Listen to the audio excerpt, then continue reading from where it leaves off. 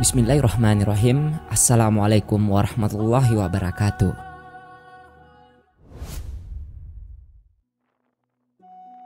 Tak ada seorang pun yang tahu akan datangnya waktu kematian mereka maupun orang lain. Semuanya hanya bisa mengandai-andai. Seseorang yang tengah dalam kondisi sekarat karena sakit bisa saja sembuh dengan tiba-tiba. Begitu juga sebaliknya, seseorang yang tampak sehat atau biasa saja bisa saja mendadak mati. Tanda-tanda kematian pada seseorang bisa dikenali, terutama pada mereka yang tengah menderita sakit atau sudah lanjut usia. Berikut ini beberapa hal yang mungkin bisa menjadi tanda bahwa usia seseorang akan berakhir. Yang pertama, tidur lebih lama atau sering.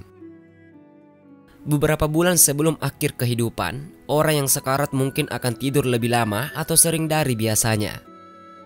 Hal itu bisa jadi terjadi karena semakin dekat dengan kematian, metabolisme tubuh seseorang bakal turun. Sementara tanpa adanya pasokan energi alam yang stabil tersebut, kelelahan dan rasa lesu akan mudah menang. Yang kedua, makan dan minum lebih sedikit. Kebutuhan akan energi berkurang seiring bertambahnya usia.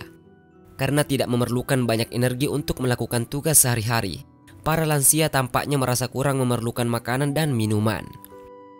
Orang yang hampir meninggal ini bahkan mungkin tidak akan tertarik lagi pada makanan favorit. Beberapa di antaranya malah bisa jadi sampai benar-benar berhenti makan atau minum. Yang ketiga, menyendiri.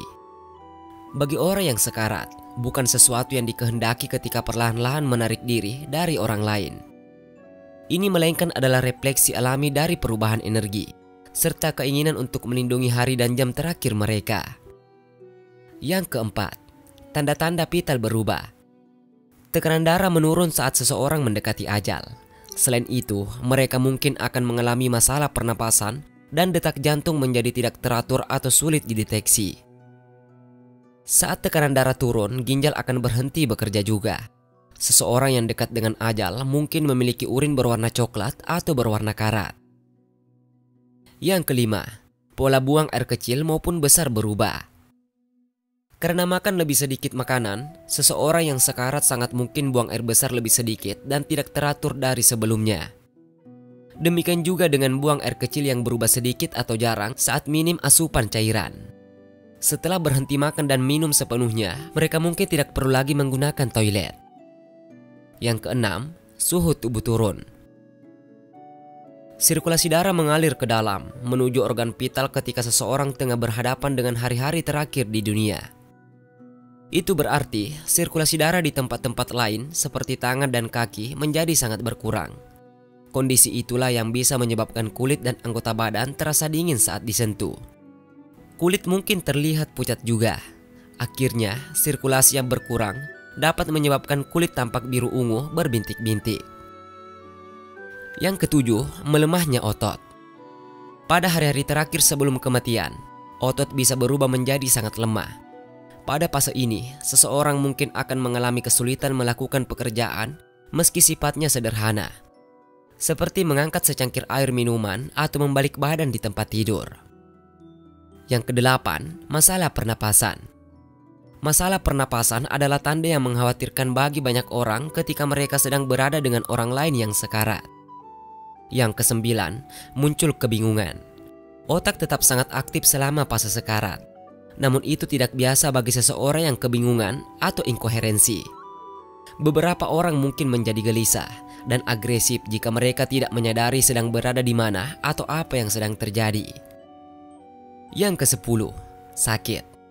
Intensitas nyeri kemungkinan akan meningkat ketika seseorang semakin dekat dengan kematian.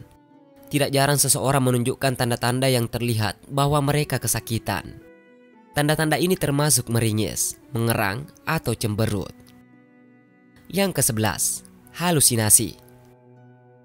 Anda mungkin pernah mendengar tentang orang yang sekarat mengatakan bahwa mereka melihat orang-orang yang sudah lama dicintai di hari-hari terakhir mereka. Pada jam-jam terakhir sebelum seseorang meninggal dunia, organ-organ mereka mati dan tubuh mereka berhenti bekerja. Pada saat itu, yang mereka butuhkan hanyalah orang-orang yang tersayang berada di dekatnya. Orang lain yang datang harus membuat seseorang yang sedang sekarat ini merasa senyaman mungkin. sebaiknya terus berbicara dengan orang yang sekarat sampai mereka meninggal. Mereka sering dapat mendengar apa yang terjadi di sekitar.